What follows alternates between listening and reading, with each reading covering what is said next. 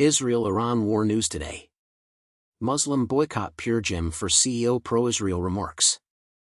After PureGym CEO Humphrey Cobbold made pro-Israel remarks on BBC Question Time last night, Muslims have begun to boycott the brand.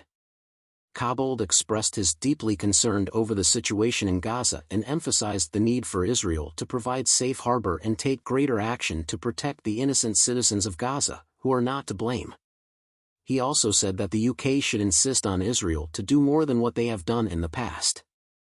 In response to host Fiona Bruce's question about whether the UK government should stop selling weapons, Cobbold said, "I certainly think any weapons that are required for defense and for the Iron Dome, I see no reason why we wouldn't do that." He also mentioned that we should not forget the origin and trigger of the bombardment, which referred to the horrific events on October 7. There were terrible Iranian attacks on Israel, which the United Kingdom and the United States helped counter in part, and I believe defensive weaponry should still be legal. Regarding the larger issue, the reality is that we actually do not supply Israel very many weapons. The United States is responsible for that. At this time, I believe it is important to generally back the Israeli government's ability to defend itself against. Keep in mind that Hamas is a designated terrorist organization that has decided to wipe out Jews and Israel, and we must keep that in mind when we address this. Furthermore, the Palestinian people as a whole are not to blame for this. Their current level of protection is insufficient. Yes, I do think that, but we can't lose sight of those details. Many Muslims have taken to social media to urge for a boycott of PureGym after seeing the Cobbold video. "I have cancelled my PureGym subscription since their CEO is pro-genocide," stated Sapiens Institute founder Hamzat Sortsis. "Everyone that follows me should just stop paying for the gym and find another one."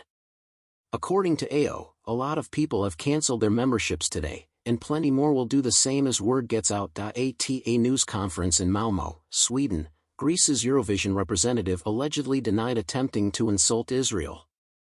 As the Israeli delegates spoke, Marina Sai, who represented Greece, looked exhausted as she squinted, sighed, rested her head on her hands, and smiled at the camera every so often. According to Greek sources, Marina's demeanor is a result of her natural contact with journalists and panelists. They also mention that her apparent exhaustion is due to her busy schedule. Protesters in Malmö, Sweden, called for an end to the fighting in Gaza and criticized Israel's involvement in Eurovision in the days leading up to the semi-finals. A 20-year-old Israeli singer was the target of criticism while rehearsing, despite the presence of security members. Stormy Daniels, an adult film star, spoke for about 7 hours about the alleged sexual affair she had with the former president and his attempts to cover it up. On Friday, the trial for Donald Trump's hush money began inside a Manhattan criminal courthouse.